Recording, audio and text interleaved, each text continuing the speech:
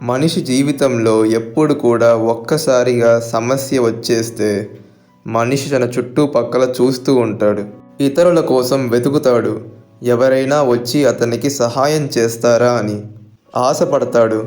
ఎవరైనా వ్యక్తి వచ్చి తన చెయ్యి పట్టుకొని ఆ సమస్య నుంచి అతన్ని బయటకు తీసుకొస్తాడని.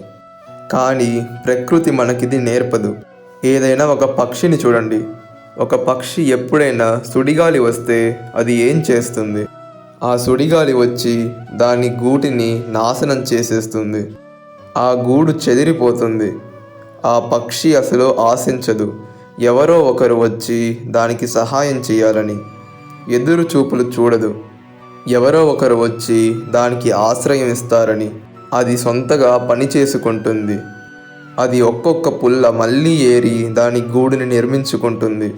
ప్రకృతి మనకి నేర్పించేది మనం స్వయంగా ప్రతి ఒక్క సమస్యని ఎదుర్కోగలమని. ఎందుకంటే సుడిగాలి అనగా సమస్య మన అందరి జీవితంలోకి వస్తుంది. దాన్ని మనం ఎదుర్కోగలగాలి. అది మన సొంత శక్తితో. దాన్ని ఎదుర్కొనేటప్పుడు మనల్ని మనం నియంత్రణలో ఉంచుకోవాలి. అయితే దానికోసం మీ మీద మీకు నమ్మకం ఉండటం అవసరం. అలాగే ఈ విషయం అర్థం చేసుకోవటం అవసరం. ఎంత పెద్ద సమస్య వచ్చినా కూడా దాన్ని ఎదుర్కోవడానికి మనకి అవసరమైన శక్తి అది మన మనసులోనే ఉంటుంది. మీరు దాన్ని వెతకండి. అలాగే ఆ సమస్యని ఎదుర్కోండి. ఈ ప్రపంచంలో ఏ సమస్య కూడా మిమ్మల్ని ఆపలేదు. జీవిత యాత్రలో అత్యంత ముఖ్యమైనది సంబంధం. ఎందుకంటే ఈ సంబంధమే మనం ఎటువంటి వ్యక్తులను కలుస్తాము వారి చేతులు పట్టుకొని ఈ జీవిత యాత్రలో ముందుకు సాగుతాం కూడా. ఇప్పుడు ఈ సంబంధంలో మీ మాటలు, మీ వ్యవహారం ఇవి ఎంతో ముఖ్యమైనవి. అందుకే మన మనసులో ప్రశ్నలు మొదలవుతాయి.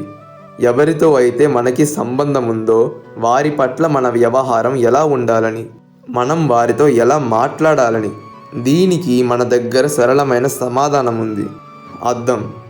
మీరు ఆ అద్దంలో మిమ్మల్ని మీరు చూసుకుంటారు.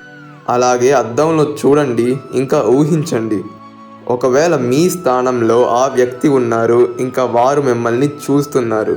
ఇప్పుడు అర్థం చేసుకోవడానికి ప్రయత్నించండి. మీ యొక్క వ్యవహారం ఎలా ఉండాలని, మీ వ్యవహారం వారితో ఎలా ఉంటే బాగుంటుందని, ఎలా ఉంటే తప్పుగా అనిపిస్తుందని. కేవలం ఈ విధంగానే ఆ వ్యక్తిని అర్థం చేసుకోండి. ఎప్పుడో ఒకప్పుడు ఒక మనిషికి ప్రేమ అవసరమవుతుంది, మార్గదర్శకత్వం అవసరం అవుతుంది. ఒక్కోసారి తిట్లు అవసరం అవుతాయి, ఒక్కోసారి చేదు అనుభవాలు అవసరం అవుతాయి, లేదా ఒకరి తోడు కూడా అవసరం అవుతుంది. ఒకవేళ ఇద్దరు వ్యక్తులు ఒకరినొకరు ఇలాగే అర్థం చేసుకొని ముందుకు సాగగలిగితే అప్పుడు ఈ సంబంధం జీవితాంతం సాగుతూ ఉంటుంది. ప్రకృతి మనుషులకు ఒక ప్రత్యేకమైన శక్తినిచ్చింది.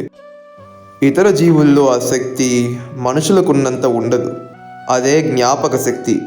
ఈ శక్తి మనుషులను ఇతర జీవుల కంటే భిన్నంగా మారుస్తుంది. చరిత్ర రాయడానికి ప్రేరణ కల్పిస్తుంది. జ్ఞానాన్ని తరతరాల ముందుకు తీసుకువెళ్తుంది.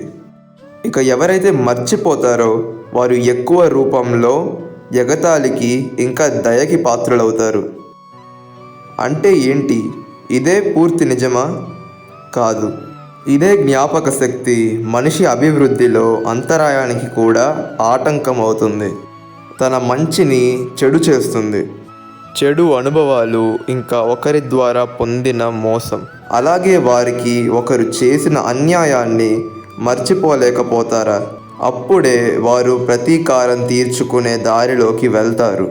ప్రతీకారం తీర్చుకునే తయారీలో సమయాన్ని నష్టపోతారు. ప్రతీకారం తీర్చుకునే అవకాశం వెతుకుతూ మిగతా సమయాన్ని నష్టపోతారు. ఒకవేళ జీవితంలో సంతోషం పొందాలనుకున్నా లేదా జీవితంలో ఆనందం పొందాలనుకున్నా జ్ఞాపక శక్తిని సరిగ్గా ఉపయోగించుకోండి. మీ జ్ఞాపక శక్తిని కేంద్రీకరించండి మంచి పనులు చేయడానికి, ఇంకా మంచి జ్ఞాపకాన్ని సంపాదించుకోవడానికి. అప్పుడు జీవితంలో సంతోషం వస్తుంది.